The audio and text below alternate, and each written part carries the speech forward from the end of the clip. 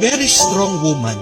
At meron pong kasabihan, the strongest wings are those who fly alone. Ang ganda po, no? Mga pinakamalakas na pakpak, mga pinakamatayog lumipad ay yung mga mag-isa. When you are alone, God knows that you can do it. Bakit pinapabayaan ka ng Diyos sa mag-isa? Kasi alam niya kaya mo. Kasi alam niya malakas ka. Kasi alam niya ikaw lang sa iyong kakayahan magtatagumpay ka. Huwag kang mag-alala. Kahit na nahihirapan ka, nasasaktan ka, napapagod ka sa buhay, kung mag-isa ka, isang mabuting balita yan. Hindi ka papabayaan na mag-isa ng Diyos kung hindi naniniwala ang Diyos sa iyong kakayahan. Remember this, our pains teach us to be stronger. Our tears teach us to be braver.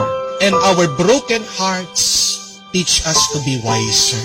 Kung mag-isa ka, dumadaan sa mga pagsubok at problemang ito, ikaw ay tinutulungan lang ng Diyos maging mas malakas, maging mas matatag, at maging mas mataling. Trust in your ability. Trust in yourself. Magtiwala ka sa sarili mo dahil nagtitiwala ang Diyos